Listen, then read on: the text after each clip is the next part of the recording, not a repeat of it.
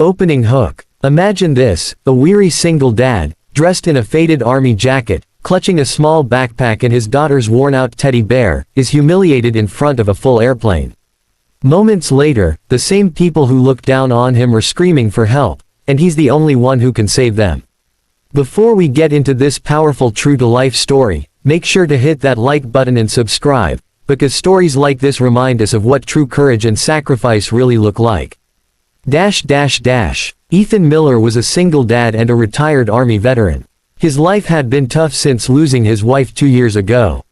She passed away suddenly after a long illness, leaving him to raise their 10-year-old daughter, Lily, on his own. Every morning, Ethan packed her lunch, braided her hair as best he could, and told her the same words his wife used to say, "We're gonna be okay, Lilybug." Today was supposed to be special. Lily had won a national art contest, and they were flying to Washington, D.C., where she would receive her award. Ethan had saved for months, working double shifts as a mechanic. But when they got to the airport, things started to go wrong. The flight was overbooked. Ethan had purchased economy tickets, but because of a booking error, one of their seats had been double assigned. The gate agent said, "Sir, the only remaining seat is in first class, but it's already reserved. You'll need to wait for the next flight." Ethan calmly explained, "Please, ma'am, my daughter's supposed to receive an award today. We can't miss this." A man in an expensive suit standing nearby overheard and sneered. "Maybe next time, buy first class if it's that important," he said, laughing to his wife. She looked at Ethan's old boots and rolled her eyes. Ethan's pride stung, but he swallowed his anger. Then a woman in a flight attendant's uniform approached. "We can let your daughter take that seat, sir. You can stay back in coach."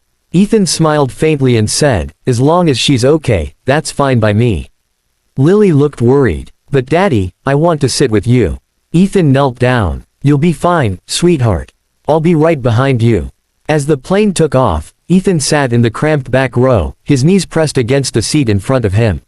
He watched the cabin crew serve drinks and snacks to the people who'd ignored him. A few first-class passengers chatted loudly about vacations and stock prices. Ethan looked at his daughter up front, her little face peeking through the curtain. She smiled and waved. About 12 minutes into the flight, everything changed. A loud bang shook the cabin. Oxygen masks dropped from above. People screamed. The plane jolted violently, throwing drinks and trays into the air. The flight attendants struggled to stay calm. Over the intercom, the pilot's voice trembled. "Ladies and gentlemen, we're experiencing an engine failure. Please remain seated." Panic spread like wildfire. The man in the suit from earlier shouted, "What's happening? We're going to crash." The attendants tried to control the chaos, but people were unbuckling, crying, praying.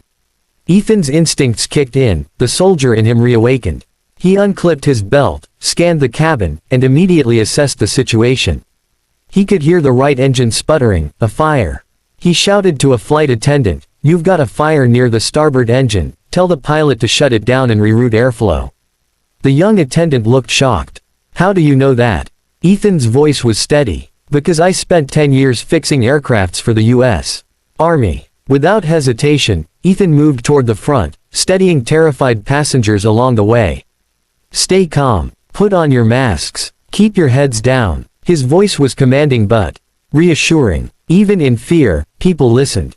Reaching the cockpit door, Ethan pounded on it. "I'm a veteran mechanic, I can help." The co-pilot, pale and sweating, opened the door. Smoke filled the small cabin. The pilot was trying to control the plane but losing altitude fast. Ethan leaned in, spotting the flickering alarm. "Your hydraulic pressure's dropping. You need to bypass the primary line or you'll lose control completely." The co-pilot hesitated. Ethan grabbed a toolkit from under the seat. Old habits never die, and within seconds, he rerouted the circuit manually. The plane stabilized slightly. The pilot looked at him, shocked. "How did you?" Ethan just said, "Let's just get these people home." Minutes later, the pilot announced over the intercom, "We've regained partial control. Please stay calm. We're preparing for an emergency landing." Ethan returned to the cabin to help brace passengers. The man in the suit was trembling. "Are we gonna make it?" Ethan put a hand on his shoulder.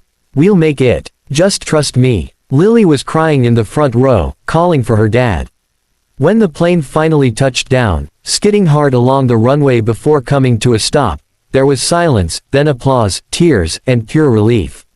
Ethan hugged Lily tightly. The same people who had judged him earlier now surrounded him, thanking him, crying, shaking his hand. The man in the suit, tears in his eyes, said, "I'm sorry, I misjudged you." Ethan just smiled humbly. "We're all just people, sir. That's all that matters." Later that day, news cameras gathered outside the terminal. A reporter asked, "Sir, how did you stay calm through all that?" Ethan looked down at Lily, who was holding his hand tightly. "Because when you've been through war, you learn what really matters. And right now, it's her. It's life." The airline offered him and Lily free lifetime travel vouchers. But Ethan refused any reward. He said, "Just make sure your people treat others with respect next time. You never know who's sitting in coach, could be someone who saves your life one day."